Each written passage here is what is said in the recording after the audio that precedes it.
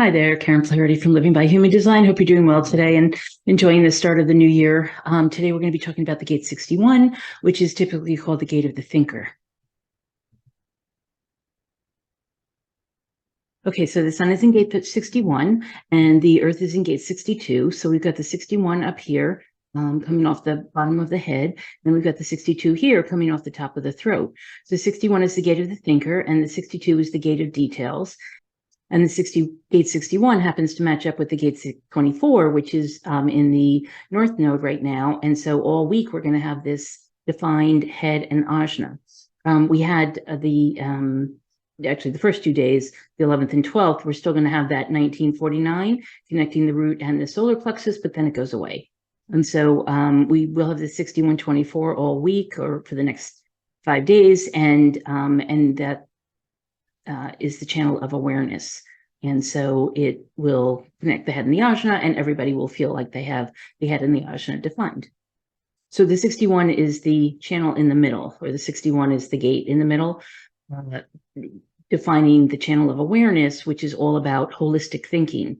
On the right side or left brain, we've got the 63 connected to the 4, which is the gate of logic or the channel of logic. And then on the other side, we've got the 64 connected to the 47, which would be the channel of abstraction. So on the left brain or right side of the graph, as we're looking at it, we've got the logical brain and the scientific brain, if you will.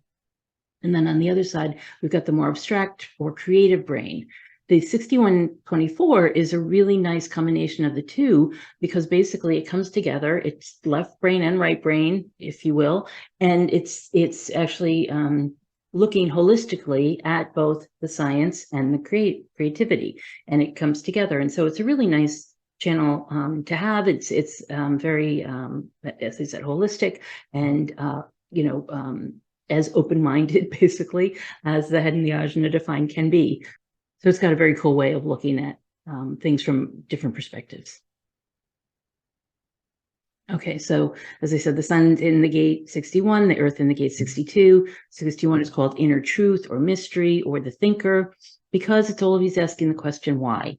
This channel of awareness it's the awareness of universal underlying principles. So really understanding things at a deep but holistic way.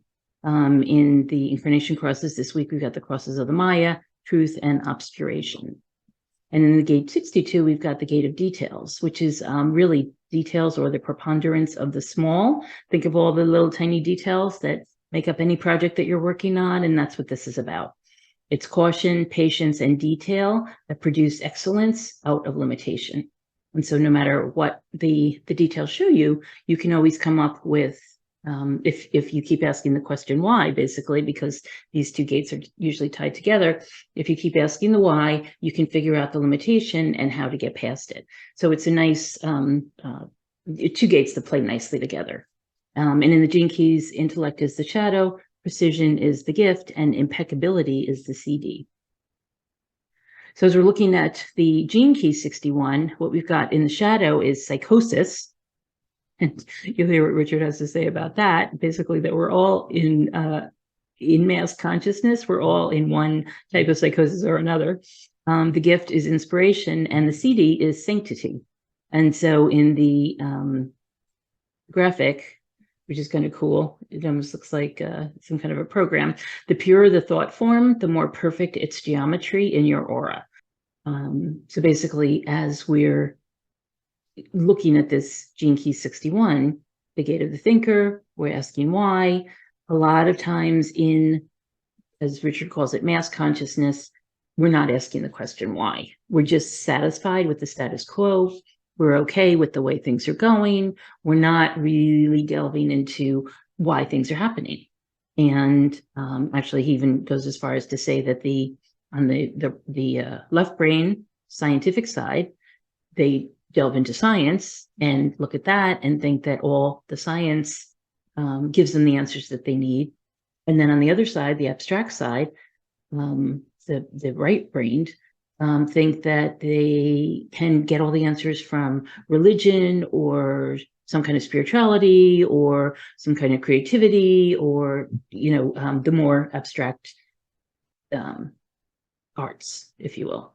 And so in the middle, we've got the 61, which is really asking the question why, and trying to get further and trying to get to that point where really it's not so much answering the question as it is being satisfied without an answer, being in the void, being okay with accepting what is and not needing an absolute answer, because absolute answers are really hard to come by.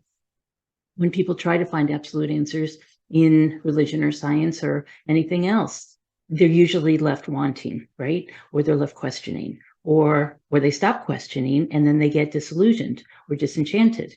Or disenchantment is one way to look at this on the shadow side of the psychosis. So the psychosis has to do with any illusion that we have about being certain, knowing the answers, about trying to pin the answers on a specific figure or Godhead or guru or leader of any kind. Really, the answers are inside of us. And the more we can find the answers inside of us, the better off we'll be. So the gift is inspiration, asking the question why, and then really being open to what could be inspiring and what could be an answer for us. And then the CD is sanctity, where we really get to the highest point in a way and live in that void, live in just the not knowing. So he says psychosis is in fact the ordinary state of the mass consciousness of humanity in the world today.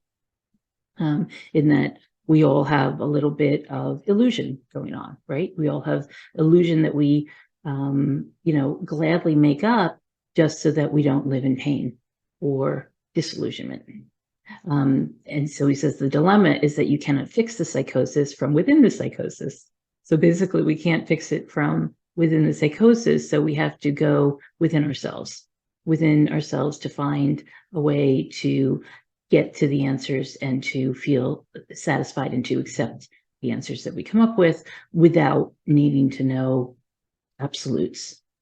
And he also says creativity is the single most important gift for drawing humanity out of its mass psychosis. So if we can get to a more creative outlet or more creative way of talking or thinking about things, then we'll be in a much better probably state of psychosis anyway, but at least we'll be progressing somewhat and moving out of it if we can. So the incarnation crosses are the cross of the Maya, truth, and obscuration. And so we have a number of personalities this week, and we're going to be looking at Dr. Martin Luther King Jr. since it's his birthday on the 15th. And he was born in Atlanta, Georgia on January 15th, 1929. He is a manifesting generator with the 5-1 profile, and he does have the left angle cross of obscuration. As you probably realize, he was a pastor, civil rights leader, and activist in the 60s, one of the most prominent of those leaders. And he did get the Nobel Peace Prize in 1964. He was assassinated in 1968, and he was instrumental and very helpful in getting the Civil Rights Act of 64 passed, the Voting Rights Act of 65 passed, and the Fair Housing Act of 1968 passed. And so he did a lot in his life. He got a lot done. He traveled a lot. He was a PhD doctorate from Boston University in systematic theology, which I didn't know. But he did become a pastor first in Alabama and then in Atlanta, where he was the pastor where his father had actually worked and been a pastor for a while as well at the Ebenezer Baptist Church, and until his death. But he was also president of the Southern Christian Leadership Council, which he founded with some of the people and was actually president of for almost 10 years until his death, or just a little over 10 years until his death in 1968. And that was basically a coalition of Black churches to help to raise awareness and of the civil rights and voting acts rights, and of the poor, of people who are hungry, and helping them. Actually, at his funeral, he had asked his wife, or requested of his wife, Coretta Scott King, that no mention be made of his awards or honors or medals and things like that, but that he asked that he be described as somebody who was here to feed the hungry and clothe the naked. And so that was a very humble way to describe him in his life. He just had the 61 right up in his son, of course. It's in the line 5, so his profile is the 5-1. Now, if you know anything about the profiles, the 5-1 is definitely a projection field. And what that means is that people kind of project onto you what they think about you. And he definitely was subject to that profile because everybody had a different opinion about him. Black people had an opinion about him. White people had an opinion about him. Of course, the government had an opinion about him. The Kennedy administration had an opinion about him. The people who would want to hurt him had an opinion. The people who would want to march with him had an opinion. And so there were all these different opinions of Dr. Martin Luther King Jr. that really were the opposite. If you heard different people describe him, you would say, oh my gosh, how can that be the same person? But it was the same person. He was who he had to be with the people he was with. And you can see that also from his Open G. The Open G Center right in the middle, the big open diamond. He was who he needed to be when he was with them. When he was with certain groups, marching with them, he became one of them. So when he was with the transit workers, when he was with the garbage people on strike, when he was with the bus, I think it was a bus strike that he was helping out with, when he was with the civil rights marchers, when he was with the voting rights, when he was trying to help the Poor People's Program, as he called it, all of those different places, different people, different parishioners that needed his help, he was with them, and he was with them one-on-one in a way that it would have been hard for other people to imagine. He could really see them at a very deep level and really help them in their needs. And so he was unique in that way. He was a manifesting generator, so he did have plenty of energy, and he obviously had the throat to be heard. He had a wonderful voice. He was a baritone. He sang in the choir. And his speaking voice was just amazing to listen to. And so while it's ironic that while he majored in in English, and I think it was English and history, actually, he wasn't really great at spelling or grammar. So he could speak actually much better than he could write, although he did write a number of books and, obviously had editors, but his speaking was so amazing. And yet he always had trouble with spelling and grammar all throughout his life. So that's just kind of one of the ironies, but probably being a manifesting generator and it's one of those things that manifesting generators just wouldn't bother with. It's not going to help him one way or another. But he could speak. He had an amazing vocabulary. He always did. He actually read dictionaries. And so he was very well spoken because he had such a great vocabulary, and he used it to great effect, as he did in his most famous speeches, including I Have a Dream. So he did have the defined Ajna, and that allowed him to remember those facts and figures and all those words that he learned, all the vocabulary words. He had the gate 11, which is the gate of ideas. And so he was probably always coming up with new ideas and ways to march in a nonviolent way, which was his MO, basically, while he believed that Black people had been suppressed. He was very much in favor of the way that Mahatma Gandhi had marched or protested in a very nonviolent way. There was no reason, he presumed, to have violence. He didn't want to be known as somebody who was violent. It just didn't work with his character. He did have that 61 off there, and so that was the only gate he had coming off the head, asking the question why, and the thinker.